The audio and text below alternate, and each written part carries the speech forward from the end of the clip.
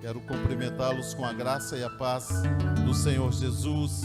Sejam todos bem-vindos, que você possa sentir-se bem no nosso meio, né?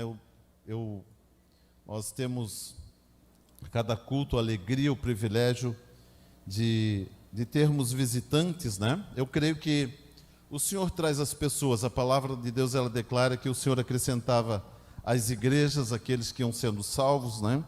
E eu creio que, como a palavra declara, você foi trazido a este lugar pelo Senhor. Posso ouvir um amém? Amém. Glória a Deus. Amém, queridos. Glória a Deus. Você que ouviu falar ali do luau, né? Nós tínhamos uma outra data, nós estávamos marcados para termos o nosso luau, na realidade já era para ter acontecido, mas na data que ele estava programado, foi um dia de chuva, né? Choveu, como diz, torrencialmente, né? Então nós transferimos, tivemos que procurar uma outra data, e a data que nós encontramos então foi dia 19, a data assim, né, que não conflitava com nada, próximo sábado. Então toda a igreja está convidada para estarmos juntos no próximo sábado, ali na saída da 3000, né, na praia, né, de frente à rua 3000. Todos estaremos ali reunidos, um tempo muito gostoso de comunhão, glória a Deus por isso. Se você puder levar alguém junto, né, nós temos vários testemunhos de pessoas que se converteram e que começaram a frequentar a igreja a partir de um luau que nós realizamos lá. Então é uma estratégia evangelística, né, muito boa, glória a Deus por isso. A pessoa chega lá e ela vai se aproximando, vai se encostando, né, de repente a gente vai lá, conversa com ela, a pessoa, né, se sente à vontade ali, se sente acolhida e aceita Jesus, e Deus faz uma obra maravilhosa na vida da pessoa. Queridos, eu quero conversar um pouquinho com você nessa noite, quero compartilhar uma palavra. Deus colocou essa palavra no meu coração já durante a semana, né? Durante a semana eu vim meditando, né, buscando de Deus. Senhor, eu sabia que a palavra era essa, mas eu queria que Deus, né, conversando com Deus, meditando, que Deus me desse o conteúdo daquilo que Deus queria passar. Hoje pela manhã nós já tivemos um culto, eu já ministrei essa palavra pela manhã, mas eu creio, queridos, assim, de uma forma, né, muito especial, que o carinho de Deus, o cuidado de Deus para com as nossas vidas, Ele sempre nos exorta, nos adverte, nos instrui, nos direciona através da sua palavra, através das verdades bíblicas, né, os valores bíblicos. Então, eu quero conversar com você nessa noite, querido, a respeito de um princípio espiritual muito precioso, muito importante, né? Ao receber esse princípio, ao receber essa verdade, ao perceber esse valor, né? As maiores conquistas do reino de Deus, queridos, as maiores conquistas são aquilo que nós aprendemos, não aquilo que nós recebemos, né? Nós sempre esperamos receber de Deus algo. Às vezes a nossa mente está tão concentrada em receber algum tipo de bem material, sendo que Deus quer nos abençoar através daquilo que nós conhecemos. O conhecimento é uma grande bênção. Conhecer a palavra de Deus é um dos maiores benefícios que nós podemos ter como filhos de Deus. É um dos maiores presentes, porque através do conhecimento nós acessamos também as bênçãos de Deus para as nossas vidas. Eu quero usar, você que vai estar anotando aí, né? Nós temos os grupos familiares que acontecem durante a semana, e os irmãos que estarão nos grupos familiares durante a semana, eles estarão compartilhando a respeito dessa palavra. Então você que vai anotar, anote ali, né, o título dessa palavra: a provisão celestial conforme nossas decisões. A provisão celestial conforme nossas decisões. Nós estamos debaixo dessa palavra profética, né, queridos, o ano da provisão celestial, e nós entendemos que essa palavra, ela é uma direção de Deus para as nossas vidas com relação àquilo que Deus irá fazer em nossas vidas através, né, da igreja no decorrer do ano. Então nós entendemos, por direção divina, que esse ano nós vamos caminhar debaixo, né, dessa palavra profética, o ano da provisão celestial. E para que a gente possa caminhar, queridos, entendendo, né, essa provisão celestial, é importante nós entendermos que nós acessamos mais ou menos, acessamos ela sim ou não, dependendo das decisões que nós tomamos. Existem decisões que nós tomamos que nos aproximam de Deus, outras, porém, elas nos distanciam, nos afastam do Senhor. Hoje eu quero compartilhar com vocês um texto, ele está em 1 Samuel, capítulo 8. Nós vamos fazer a leitura desse texto, e desse texto eu quero conversar um pouquinho a respeito de alguns valores, alguns comportamentos. Nessa passagem bíblica, ela fala aqui a respeito de algumas decisões que foram tomadas e que geraram consequências, que trouxeram consequências. Baseado nessa palavra, eu quero juntamente com você aprender, receber no nosso coração um princípio, um valor que certamente vai nos edificar, vai nos trazer, um acréscimo, uma adição de sabedoria ao nosso coração. Quero fazer a leitura do texto, 1 Samuel capítulo 8, são 22 versículos. Eu vou fazer a leitura aqui, você pode acompanhar na projeção, Eu acho que hoje ela vai funcionar, e daí, ou você pode acompanhar no seu aplicativo como queira, na sua Bíblia. Eu vou fazer a leitura aqui na minha tradução. A palavra de Deus, ela diz assim: tendo Samuel envelhecido, constituiu a seus filhos por juízes sobre Israel. O seu primogênito chamava-se Joel, e o segundo, Abias. Eles foram líderes em Berseba. Seus filhos, porém, não andaram nos caminhos dele. Antes, se inclinaram à avareza, aceitaram subornos e perverteram o juízo. Então as autoridades de Israel se congregaram e vieram ter com Samuel a Ramá. Disseram-lhe: Samuel, estás velho e teus filhos não andam nos teus caminhos. Constitui-nos agora um rei sobre nós para que nos governe como tem todas as nações. Essa palavra, porém, não agradou a Samuel quando disseram, dá-nos um rei para que nos governe. Então Samuel orou ao Senhor, e o Senhor lhe disse: ouve a voz do povo em tudo o que te dizem, pois não rejeitaram a ti, mas a mim, para que eu não reine sobre eles, conforme todas as obras que fizeram desde o dia em que os tirei do Egito até o dia de hoje, pois a mim me deixaram e a outros deuses serviram. Assim também o fazem a ti. Agora, pois, ouve a sua voz, porém protesta-lhes solenemente e declara-lhes qual será o direito do rei que houver de reinar sobre eles. Referiu Samuel todas as palavras do Senhor ao povo que lhe pediam um rei. Disse-lhes: este será o direito do rei que houver de reinar sobre vós. Tomará os vossos filhos e os empregará no serviço dos seus carros e como seus cavaleiros, para que corram à frente deles. Alguns porá por chefes de 1000, chefes de 100, chefes de 50, para lavrarem os seus campos, fazerem as suas colheitas e fabricarem as suas armas e os equipamentos de seus carros de guerra. Tomará as vossas filhas para perfumistas, cozinheiras e padeiras.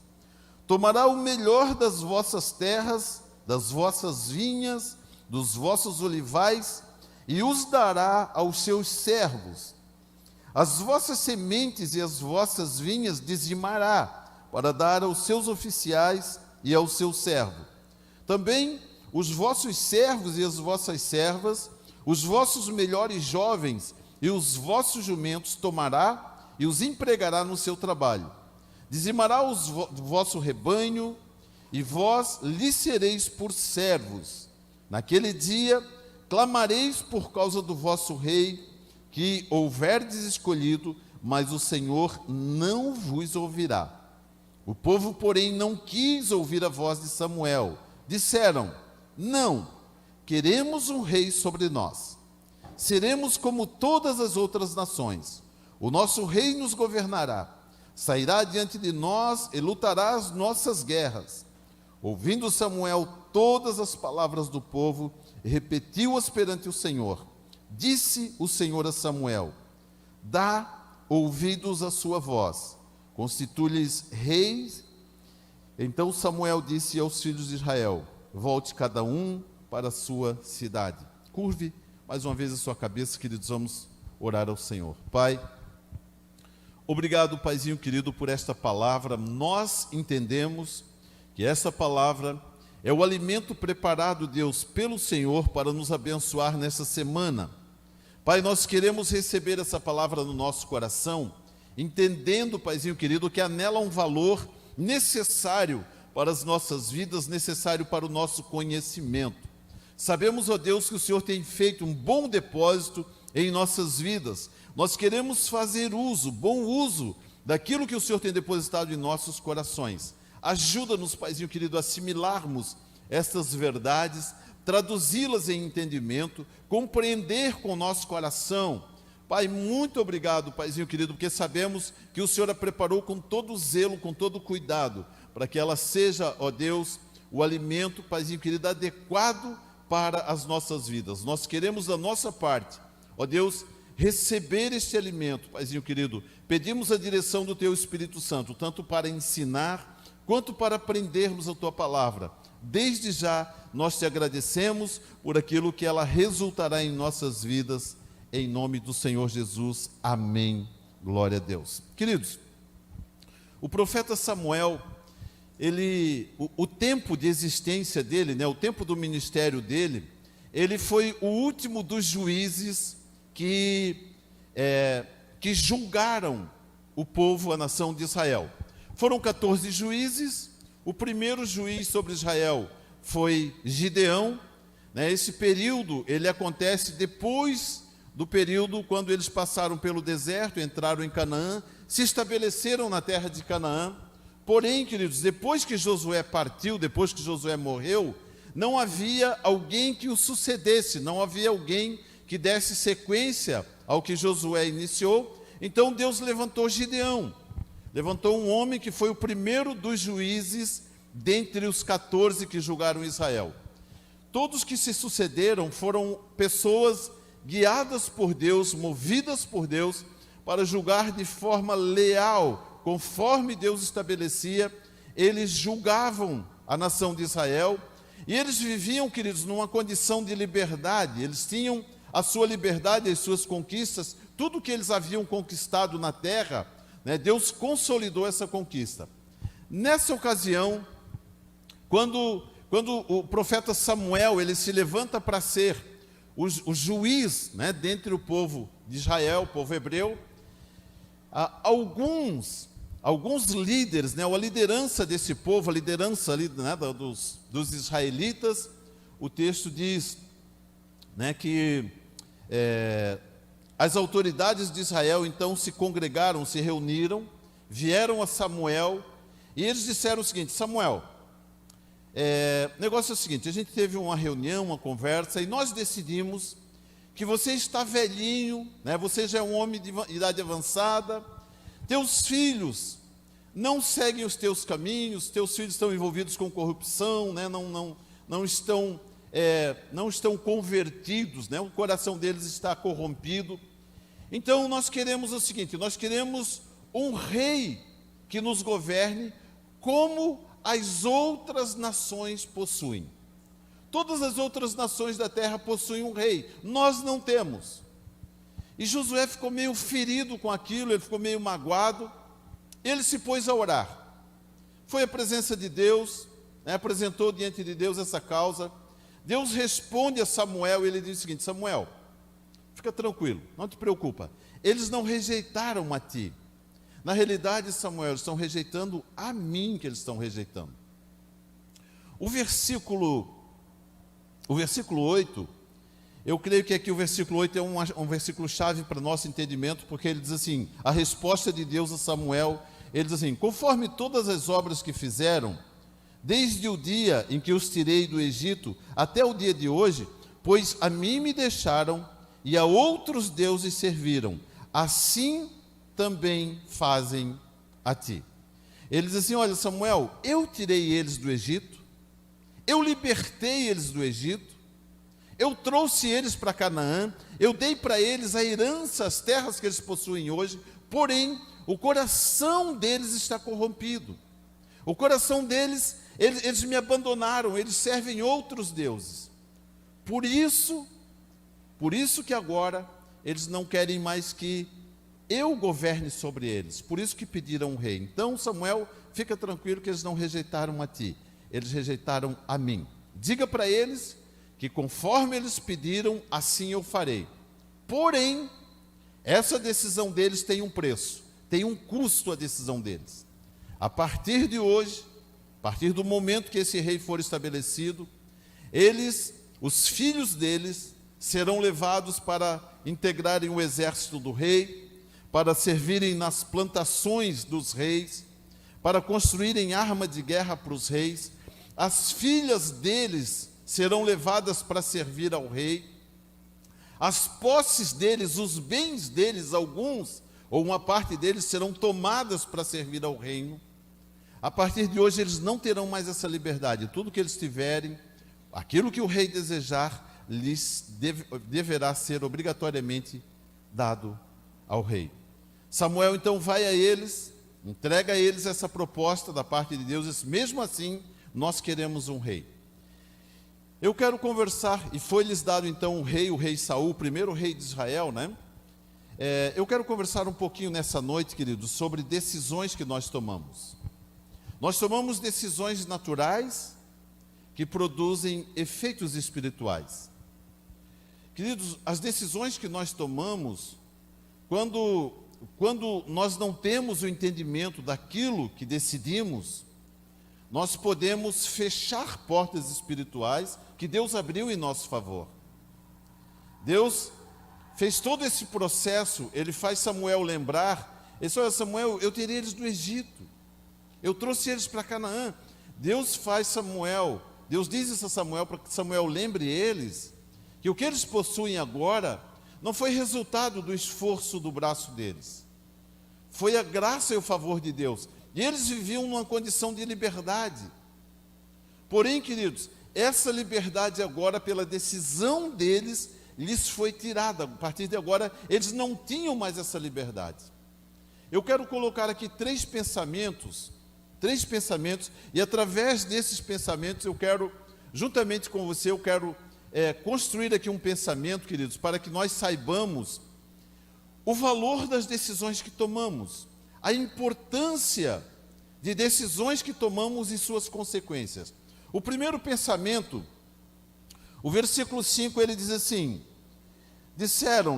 eles disseram, né, essas autoridades de Israel disseram a Samuel, estás velho e teus filhos não andam nos teus caminhos. Constitui-nos agora um rei sobre nós para que nos governe como tem as outras nações. Então, o primeiro pensamento que eu quero conversar com vocês, decisões conforme circunstâncias. Decisões que nós tomamos fundamentados ou baseados em circunstâncias à nossa volta. Eles viram uma situação, eles, baseados em uma circunstância, eles tomaram uma decisão de grande importância, queridos. Porém, nós percebemos, né, pela forma como Deus adverte Samuel, nós percebemos que a decisão deles estava trazendo para eles um prejuízo que eles mesmos não sabiam que teriam. E ainda assim, mesmo depois da exortação de Deus, ainda assim eles disseram, não, nós queremos um rei para nós. Eles tomaram uma decisão baseados em circunstâncias. Todas as vezes que as circunstâncias nos levam a tomar decisões, queridos, invariavelmente, nós teremos um prejuízo. Nós analisamos algumas circunstâncias da nossa vida e nós tomamos decisões que fecham portas dentro do reino espiritual. São decisões de Deus ou provisões de Deus para a nossa vida que deixam de serem alcançadas por decisões que nós tomamos, e muitas delas, queridos, decisões irreversíveis. Não há como voltar atrás, não há como retroceder. Eu quero que você olhe ali para alguém perto de você, né, para nós podermos fazer uso aqui do nosso dom profético, E você vai dizer assim para essa pessoa perto de você, diga assim para ela com bastante convicção, diga assim, ó, nunca tome decisões olhando para as circunstâncias. Isso. É um conselho, né, profético que você está dando para ela. Por quê? O que eles olharam? Qual é o valor? Qual é o valor desse pensamento, queridos? O que eles olharam? Eles olharam, Samuel está velho. Os filhos dele são corruptos. Deus vai deixar de nos abençoar. Nós não vamos ter mais a bênção de Deus. Por quê? Porque Samuel está velho e porque os filhos dele são corruptos. Aí Deus diz assim, eu não abençoei vocês até agora? Eu não trouxe sobre vocês 14 juízes sobre os quais eu os abençoei, e cada um deles com, né, a sua quantidade, a sua lista de defeitos. O próprio Gideão, queridos, nós vemos que ele teve ali o seu período de conquistas, mas depois também ele errou nas suas decisões. Mesmo assim, Deus continuou abençoando. Mesmo assim, Deus continuou suprindo a necessidade do seu povo. Muitas vezes nós tomamos decisões, querido, olhando para pessoas, olhando para circunstâncias, achando que por conta das circunstâncias, Deus vai parar de nos abençoar. Se Deus fizesse dessa forma, Ele seria injusto. O nosso comportamento e as nossas atitudes determinam a bênção e o favor de Deus sobre a nossa vida. Não importa, queridos, quem está sobre nós. Não importa quem é essa autoridade que está sobre nós. Se o meu caminho for reto, se as minhas decisões forem justas, a bênção de Deus irá me alcançar, em nome de Jesus. É isso. Essa é uma das mensagens que esse texto quer passar para nós. Imagina, Samuel estava velhinho, né? Mas Samuel era um homem de Deus. Samuel era um homem que serviu ao Senhor, que demonstrou a sua fidelidade. Ele disse, não, Samuel está velho, os filhos dele são corruptos, né? Isso não vai dar certo, nós queremos um rei para nós. O povo tomou essa importante decisão baseado em um dos seus descontentamentos. Eles olhavam para as outras nações, e isso gerou no coração deles um descontentamento. Eles manipularam, queridos, uma situação para poderem conquistar o que queriam. Uma decisão completamente fora do propósito de Deus. As nossas decisões sempre influenciarão o que seremos e o que teremos. As nossas decisões, elas sempre influenciarão o que teremos e o que seremos. Baseado em que tomamos as nossas decisões? É uma pergunta para nós refletirmos. Nós tomamos decisões baseadas nas circunstâncias, porque se as circunstâncias decidem as nossas decisões, nós estamos deixando Deus de lado. Nós não estamos tomando decisões pelo que cremos, estamos tomando decisões pelo que vemos. A palavra de Deus diz que nós não vivemos por vistas, mas por fé. Se nós cremos que Deus nos ama e que Ele tem o melhor dele para as nossas vidas, as circunstâncias não mudam Deus. Posso ouvir um amém? Amém. Baseado em que tomamos as nossas decisões e baseado em quem tomamos as nossas decisões. Quem são as pessoas que nos influenciam a tomar decisões? Reflita um pouquinho comigo a respeito disso. Qual é o compromisso que uma pessoa tem comigo, ou com você, né? Ao te aconselhar a tomar uma decisão. Esse pensamento eu preciso fazer. Essa semana nós estávamos conversando, né? Eu e a pastora Cristiane, conversávamos com um casal, e falando com eles, nós percebemos assim, pelo modo como eles iniciaram uma conversa, que eles estavam assim, se sentindo meio, sei lá, meio eu vou criar uma expressão, né? Desamados, né? Eles não estavam se sentindo amados, a impressão que dava era essa. E aí deixamos então eles, né, abrirem o coração, falarem, enfim. E depois, quando eles terminaram ali, nós falamos: queridos, nós amamos muito vocês. Nós amamos muito vocês. Daí nós explicamos para eles, que parece que eles não estavam compreendendo. Nós dissemos para eles o seguinte: queridos, nós como pastores, Deus deu para nós um amor que nós mesmos não conseguimos explicar. Não vem de nós, é algo que Deus nos deu. Nós amamos vocês, nós amamos a igreja como nossos próprios filhos. Amém? Amém? Quando nós olhamos para vocês, queridos, nós temos vocês como nossos filhos. Nós amamos vocês como tal. Nós temos esse sentimento por cada um de vocês. Qualquer situação que ocorre com qualquer um de vocês, para nós, queridos, é como se um filho nosso estivesse, passando por uma dificuldade. Nós nos importamos com isso, nós nos interessamos por isso. Quando uma pessoa nos dá um conselho, qual é o nível de compromisso que essa pessoa tem conosco quando nos aconselha?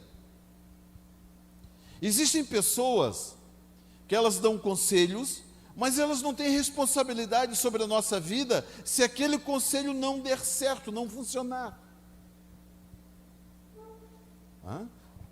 A pessoa, ela dá um conselho: olha, eu acho que você deveria fazer assim, assim, assim, ok. E a pessoa faz aquilo que ela ouviu como conselho. Não deu certo, trouxe prejuízo.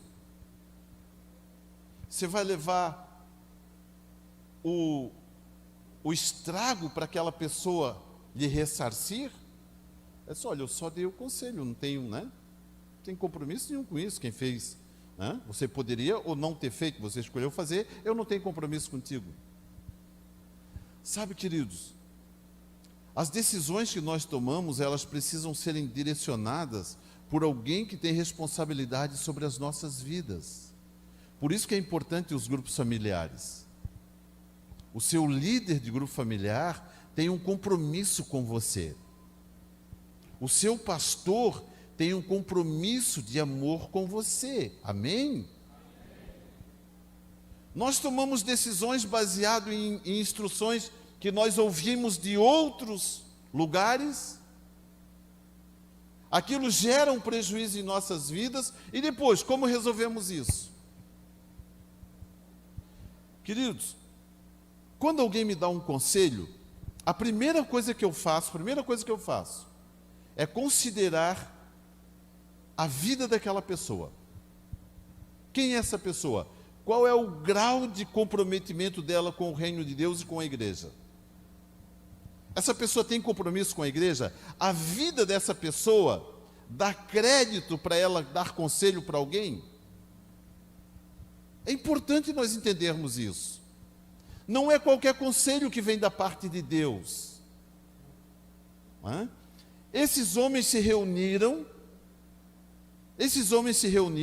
olharam as circunstâncias, tomaram uma decisão.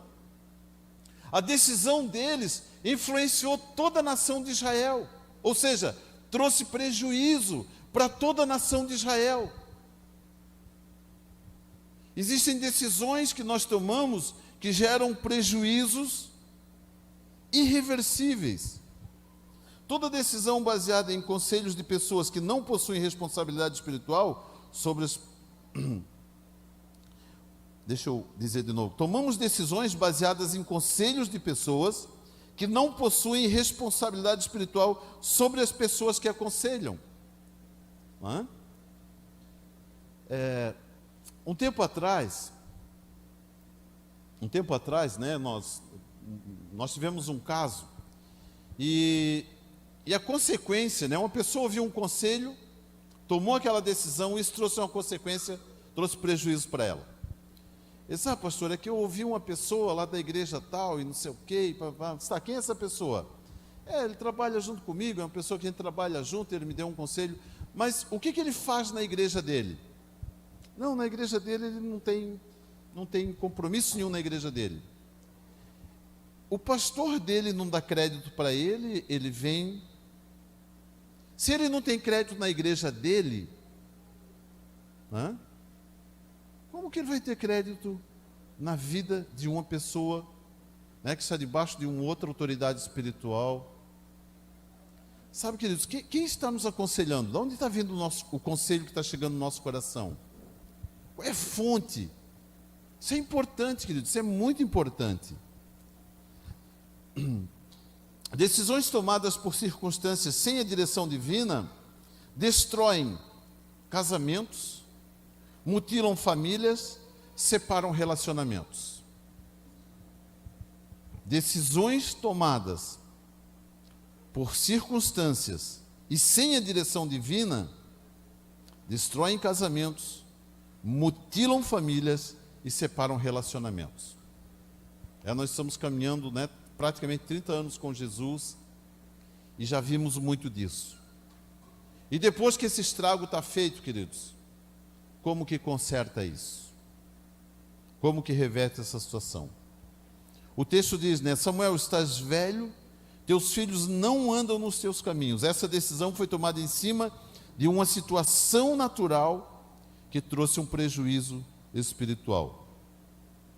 Olhamos as circunstâncias naturais, mas não avaliamos o prejuízo espiritual. Querido, tome as suas decisões sempre baseando-se naquilo que você crê que o Senhor pode realizar em sua vida. Deus, você crê que Deus pode realizar isso? Sim. Então você vai tomar decisões baseado naquilo, não pelas circunstâncias.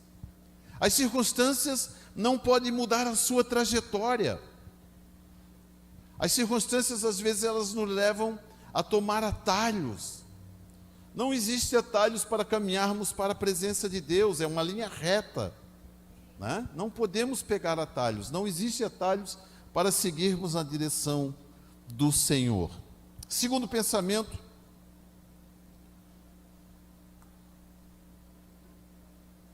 ainda usando o mesmo versículo 5, quando ele diz, né, estás velho, os teus filhos não andam nos teus caminhos, constitui-nos reis sobre nós, para que nos governem, como tem todas as nações. Como tem todas as nações. Segundo pensamento, decisões observando os outros. Decisões observando os outros. Você já tomou uma decisão na sua vida considerando aquilo que outra pessoa tem? Puxa Deus, ele tem aquilo e eu não tenho, né? Eu bem que eu poderia ter um desses também. Você quer ter o seu ou você quer ter o dele, de outras pessoas? Eles viram os outros reinos, os outros povos. Eles viram que todos eles tinham um rei. Nós queremos um rei para nós também. Tomaram decisão baseado naquilo que os outros são, ou naquilo que os outros têm. Olhe para alguém perto de você e declare, né, para essa pessoa, diga assim com bastante convicção: nunca tome decisões olhando para aquilo que os outros possuem. Isso traz prejuízos, queridos. Isso não é uma direção de Deus para a nossa vida. Eu não sei se você já percebeu, mas o nosso coração, ele tem uma certa inclinação, né, para nós olharmos o que as outras pessoas possuem, e baseado naquilo que as outras pessoas possuem, nós queremos tomar as nossas decisões, ou queremos exigir de Deus que Deus nos dê aquilo que os outros têm, aquilo que os outros possuem. Essa falta de relacionamento com Deus, né, ela atrapalha a nossa percepção espiritual em relação àquilo que Deus tem para a nossa vida. Queridos, Deus, ele trata cada filho individualmente. Ele sabe o momento certo, a hora certa, a forma certa de nós recebermos aquilo que Deus tem para as nossas vidas. Imagina se Deus iria dar alguma coisa para alguém para gerar no nosso coração, né, um sentimento, sei lá, de cobiça, né? Porque às vezes a gente fala de inveja. Inveja é um sentimento bem maligno, né? Porque querer ter, às vezes a gente pensa que querer ter o que os outros têm é inveja. Inveja não é isso. Querer ter o que os outros têm é cobiça. Eu estou cobiçando o que é do outro. Inveja é não querer que as pessoas tenham o que elas têm. Isso é inveja. Eu vejo que o meu irmão tem algo, a inveja me faz pensar que aquele irmão não deveria ter aquilo. Puxa, ele tem aquilo lá, eu não tenho, então ele não deveria ter também se eu não tenho, né? Cobiça é quando eu quero ter aquilo que é do meu irmão. Queridos, não devemos tomar decisões baseado naquilo que as outras pessoas possuem. As nossas decisões, elas precisam serem focadas naquilo que nós sabemos que Deus quer nos dar. Aquilo que eu preciso, aquilo que eu quero conquistar. Eu trabalho, eu faço investimentos para conquistar algo. É interessante, queridos, né? Nas empresas, quando alguém vai, né, vai buscar lá uma vaga de emprego, isso é muito comum. O setor do RH, ele faz uma entrevista com a pessoa, né? E ele procura saber quantos cursos aquela pessoa fez para provar que aquela pessoa acredita em si, no seu potencial. Porque às vezes nós queremos um emprego para que a empresa invista em nós.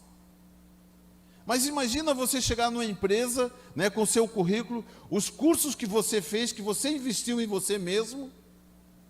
Lá no RH, quando ele vai fazer a avaliação, ele diz, puxa, esse cara aqui, ele acredita mesmo nele. Olha a quantidade de cursos que ele fez, né, os cursos que ele tem. Ele valoriza o que ele é. Às vezes nós queremos que as outras pessoas nos valorizem e nós mesmos não nos valorizamos. Nós achamos que é responsabilidade dos outros valorizar o que nós somos, né? É nossa responsabilidade valorizar quem somos. Amém? Né? Então, não tome decisões olhando pelo que os outros possuem. As coisas que o Senhor reservou para a sua vida, para a minha vida, são exclusivas, foram preparadas exclusivamente para você. O povo olhou para as experiências dos outros povos e passaram a viver debaixo dos mesmos julgos. Tornaram-se escravos dos seus próprios reis. Perderam a sua liberdade. Olha o que diz 1 Coríntios capítulo 2, versículo 9. Olha que maravilhoso esse texto. 1 Coríntios capítulo 2, versículo 9. Ele diz assim, vamos ler aqui. Mas como está escrito, nem olhos viram, nem ouvidos ouviram, nem jamais penetrou em coração humano o que Deus tem preparado para aqueles que o amam. Né? O amam. Qual que é uma das nossas funções como pastores? Ensinar você a amar a Deus. Nós ensinamos você a amar a Deus, a ser apaixonado por Jesus. É maravilhoso ser apaixonado por Jesus, é maravilhoso amar a Deus. Por quê? Porque aqueles que amam a Deus estão debaixo dessa promessa. É um projeto exclusivo da parte de Deus para o seu coração. E o mais gostoso disso tudo é que ele diz, aquilo que o olho não viu, aquilo que o ouvido não ouviu, nem subiu ao entendimento humano. São as coisas que Deus preparou para aqueles que o amam. Você ama Deus? Então Deus tem coisas exclusivas para a sua vida. Deus tem projetos específicos, objetivos pessoais para a sua vida. Deus não quer pegar o que é do outro e entregar para esse. Não, não, não. Deus tem planos exclusivos para você. Eu preciso descobrir quais são esses propósitos, né? Essa intenção de Deus para a minha vida. Temos um Deus de coisas exclusivas. As experiências que precisamos ter com o Senhor são exclusivas e conforme a nossa necessidade. Eu e você, queridos, nós temos necessidades específicas.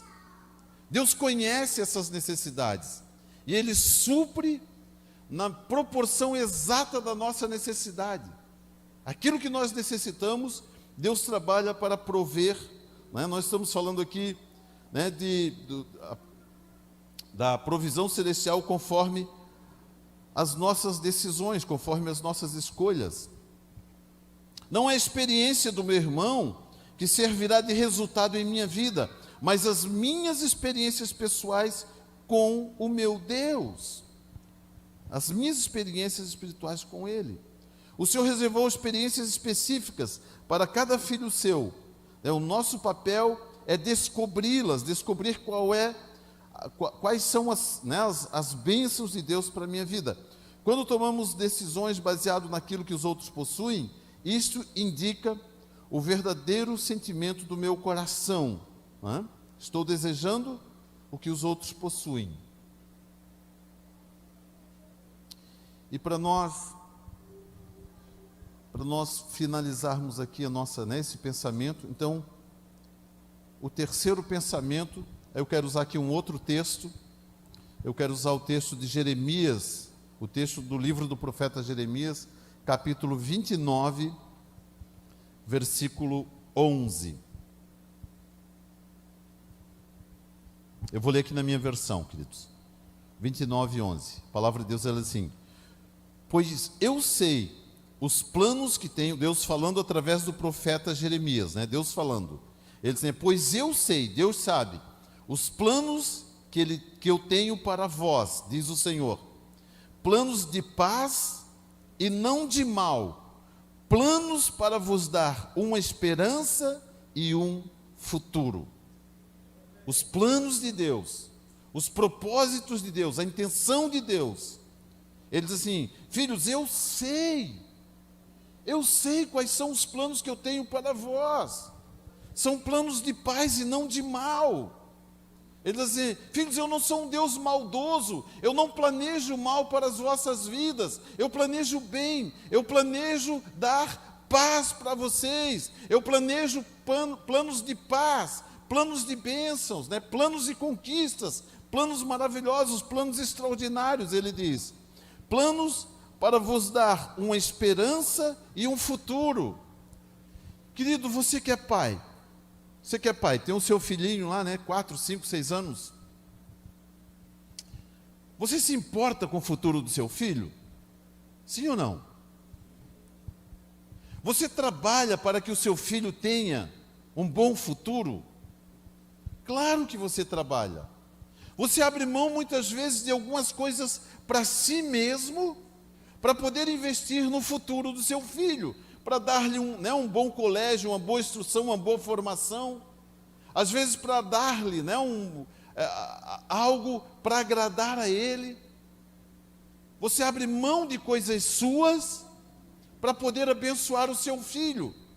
A palavra de Deus, ela declara que, Deus falando, se vocês sendo maus, sabem dar boas coisas para seu filho, quanto mais o Pai Celestial não nos dará todas as demais coisas que necessitamos.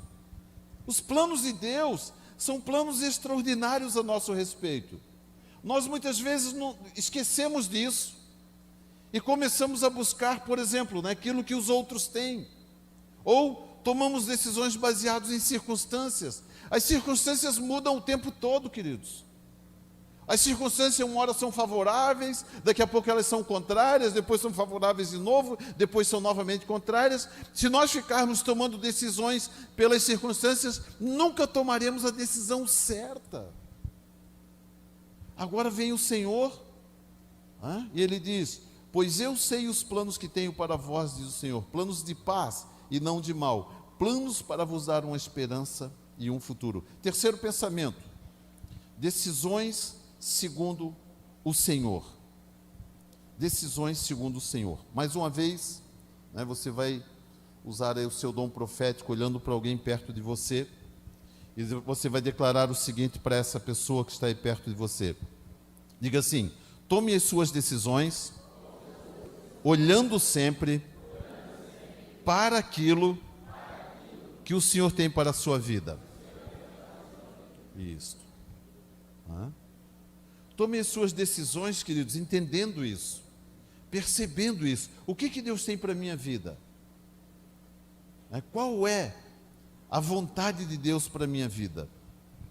Os planos de Deus a nosso respeito são planos extraordinários, planos maravilhosos, planos sobrenaturais. Todos os planos de Deus a nosso respeito são planos baseados em seu maravilhoso amor. Ele planeja baseado no amor do seu coração.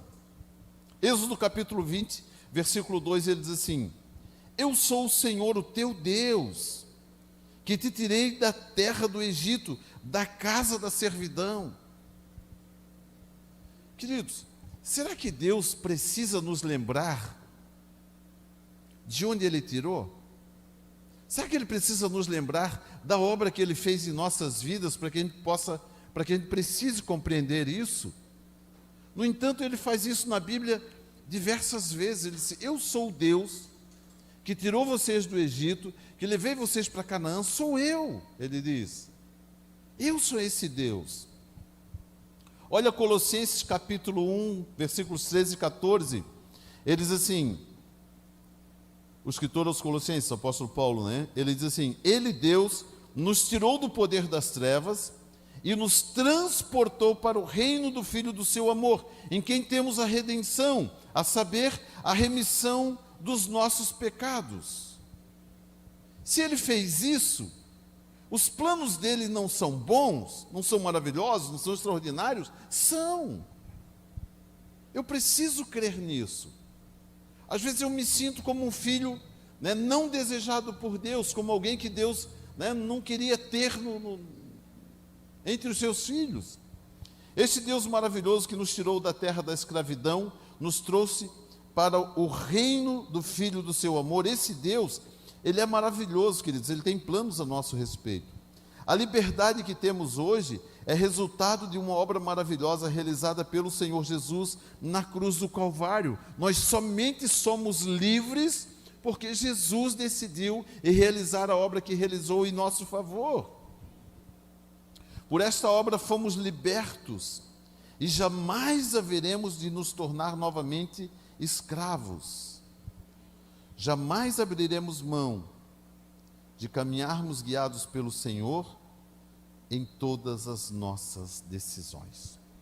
Diga assim comigo, com bastante convicção: jamais tomarei decisões guiado pelas circunstâncias ou olhando para o que os outros possuem.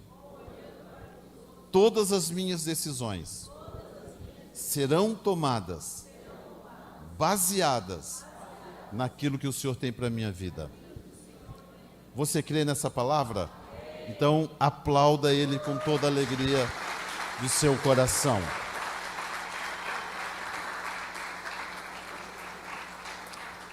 Glória a Deus, glória a Deus. Esse, queridos, é um conselho para o seu coração, é uma palavra de Deus para as nossas vidas, um momento, uma experiência vivida pelo profeta Samuel. Ele ficou extremamente triste, extremamente decepcionado, mas Deus vem a ele e diz: Samuel, eles não rejeitaram a ti, podem preparar a ceia lá. Nós vamos ter agora o nosso momento de ceia, queridos, e para isso eu quero ler um texto que está em Mateus capítulo 26, Mateus capítulo 26, a partir do versículo 26. O momento da ceia, apresentado aqui pelo livro, no livro de Mateus, no Evangelho de Mateus. A palavra de Deus, ela diz assim, Mateus capítulo 26, versículo 26 ao 30. E aí eu quero convidar os irmãos da música para subirem. O texto diz: enquanto comiam, Jesus tomou o pão e, abençoando-o, partiu e deu aos seus discípulos, dizendo: tomai e comei, isto é o meu corpo. Então ele tomou o cálice, tendo dado graças, deu-os aos discípulos, dizendo: bebei dele todos, bebei dele todos. Isto é o meu sangue, o sangue da nova aliança, que é derramado por muitos para perdão de pecados. E digo-vos que, desta hora em diante, não beberei deste fruto da vide, até aquele dia em que o beba de novo convosco no reino de meu Pai. Cantaram um hino e saíram para o Monte das Oliveiras. Queridos, Jesus reunido ali com os seus discípulos, né? Ele tem esse momento onde ele está preparado, né, um pedaço de pão, uma taça, um cálice com vinho. E Jesus então tem esse momento com os seus discípulos. Primeiro ele parte o pão, né, ele entrega o pão, eles comem o pão, e ele fala: este pão é o meu corpo que foi entregue por vós. Fazer isso em memória de mim. Depois ele entrega o cálice e todos bebem, todos tomam daquele cálice. Ele diz: esse cálice é o meu sangue, o sangue da nova aliança, né, que é derramado por muitos para perdão dos pecados. Ele diz: e digo-vos que desta hora em diante, Jesus, não beberá mais do fruto da vide, até aquele dia em que eu o beba de novo convosco no reino de meu Pai. Para Jesus, aquela foi a sua última ceia na terra. A próxima ceia que Jesus tomará com os seus discípulos será nesse dia que ele declara: até aquele dia, né, que eu beba de novo convosco no reino de meu Pai. Ele diz assim: bebei dele todos. Bebei dele todos. Queridos, esse momento é um momento muito, muito importante, muito especial. E tem tudo a ver com o que nós falamos aqui, né, durante a palavra. Porque são decisões que nós tomamos, e essas decisões, elas influenciam o que nós somos no reino espiritual. Se por algum motivo eu não quiser participar desse momento, de alguma forma, eu também estou dizendo para Deus que eu não quero participar daquela ceia naquele dia. Se eu recuso esta, eu estou diretamente recusando aquela. Ele diz assim: fazer isso em memória de mim, até o dia quando beberemos então no reino de meu Pai.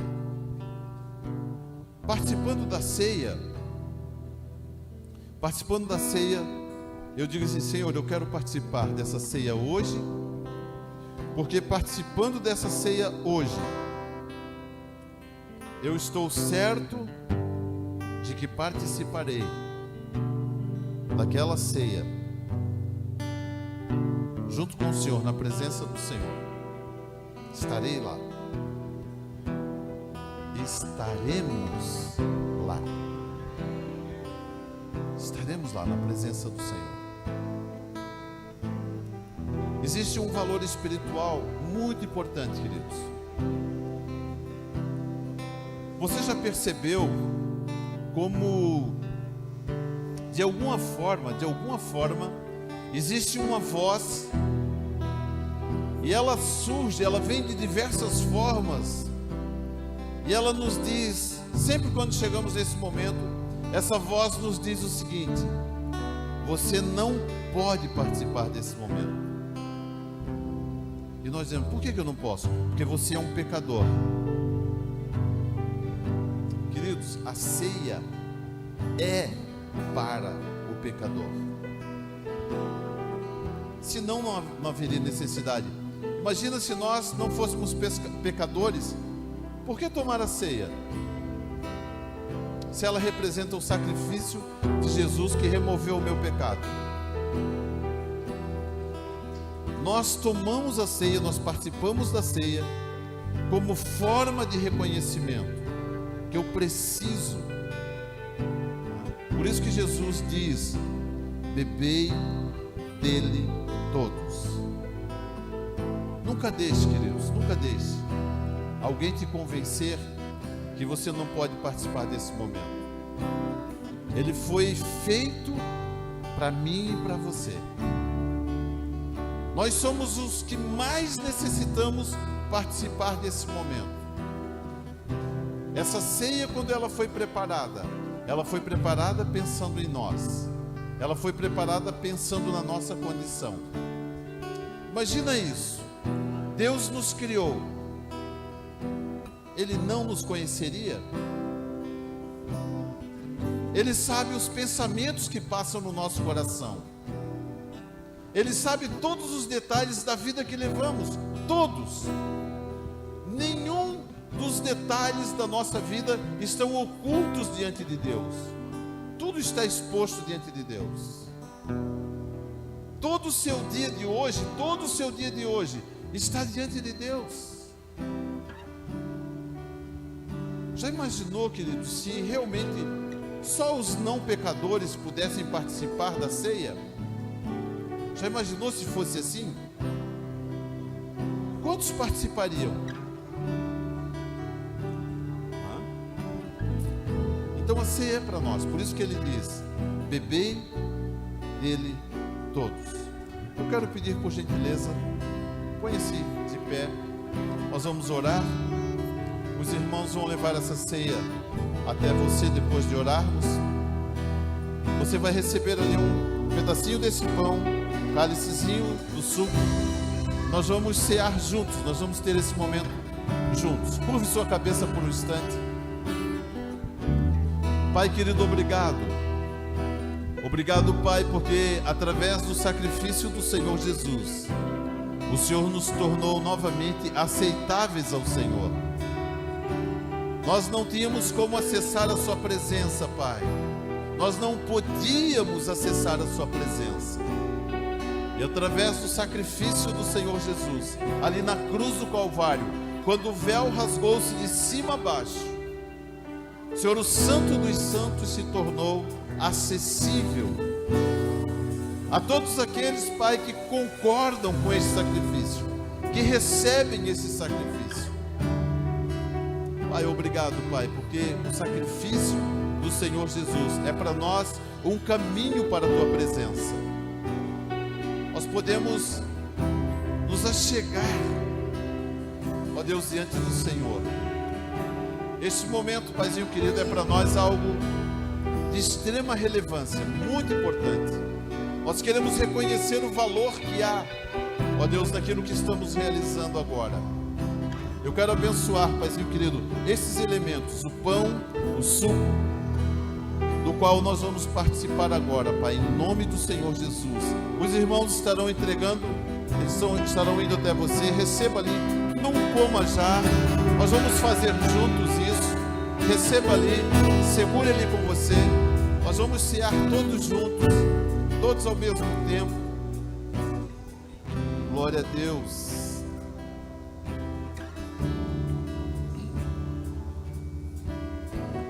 Glória a Deus.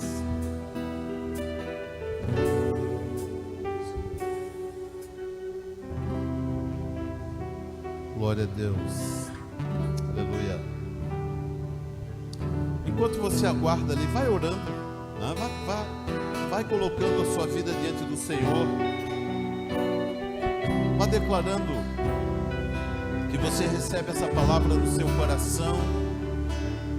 Que essa palavra, aquilo que ela falou com você, aquilo que essa palavra tocou o seu coração,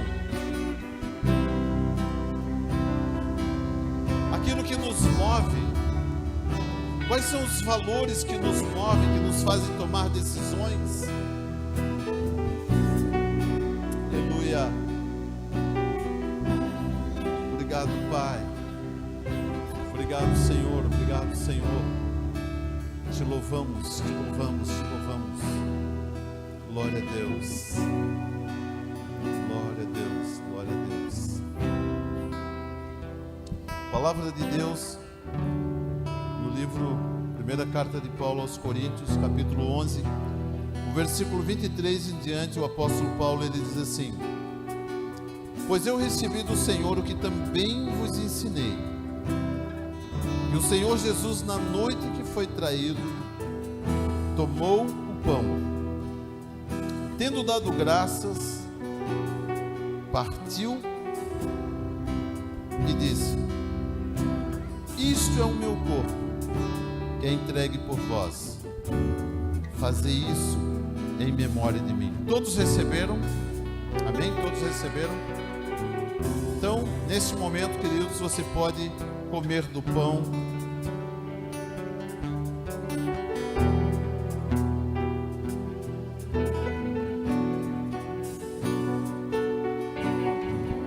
Semelhantemente, depois de cear, tomou o cálice, dizendo: este cálice é a nova aliança no meu sangue.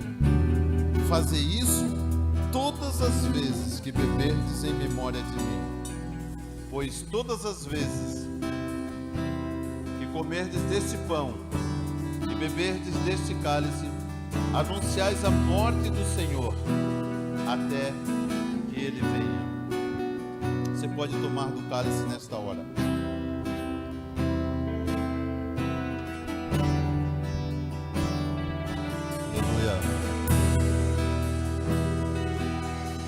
Glória a Deus. Pai, obrigado.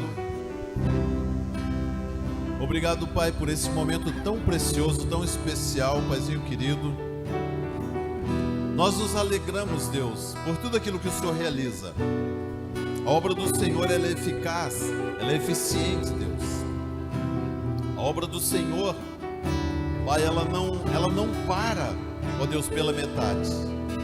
Ela não é uma obra inconclusiva, uma obra não concluída. Ela é uma obra, Paizinho querido, que é terminada em nós mesmos. A palavra do Senhor declara que aquele que começou em nós a boa obra é fiel para completá-la. E o Senhor está realizando esta obra maravilhosa em nós. Pai, eu abençoo a vida do meu irmão, da minha irmã. Eu declaro, Pai, uma semana de conquistas extraordinárias, Paizinho querido. Pai, eu declaro uma semana de surpresas da parte do Senhor para a vida de cada um deles, Pai. Senhor, aquele que estiver passando por qualquer tipo de necessidade, Deus, Pai, eu declaro que esta semana o Senhor haverá de suprir de uma forma maravilhosa e extraordinária. Se houver alguém entre nós, Paizinho querido, acometido de alguma enfermidade, eu declaro agora, neste momento, Paizinho querido, uma palavra de cura sobre a vida desse irmão, dessa irmã, Pai. Em nome de Jesus, todo mal cesse agora. Em nome de Jesus, que a paz do Senhor esteja sobre a sua vida nesta hora. E o texto de Mateus, capítulo 26, ele diz assim: e digo-vos que desta hora em diante não beberei desse fruto da vide, até aquele dia em que eu beba de novo convosco no reino de Deus. Cantaram um hino e saíram para o Monte das Oliveiras. Nós vamos cantar um hino para encerrarmos esse culto, e que a semana de cada um de vocês seja uma semana maravilhosa em nome de Jesus. Amém, queridos? Que a graça do Senhor esteja sobre a sua vida, em nome de Jesus. Lutamos com armas de fé e nada irá resistir enquanto adoramos.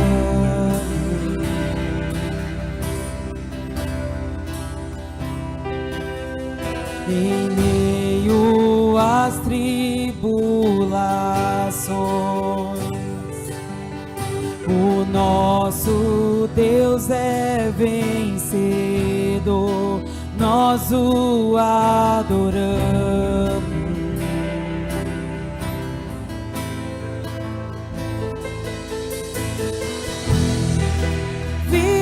Vitorioso és, na tempestade estás, teu nome infalível é, os reinos vêm e vão, teu trono acima está, teu trono imutável é,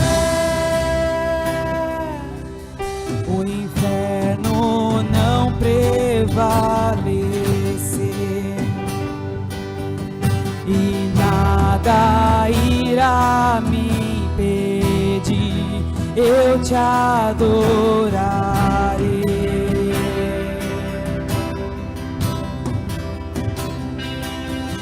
Muralhas vão estremecer, cadeias irão se romper enquanto adoramos.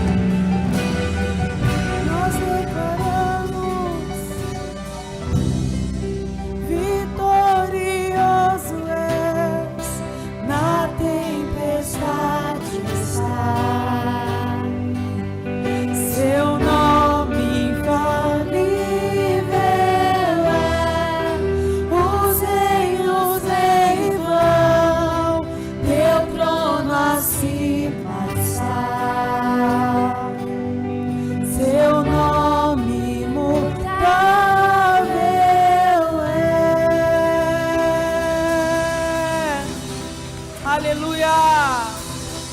Obrigado, Jesus.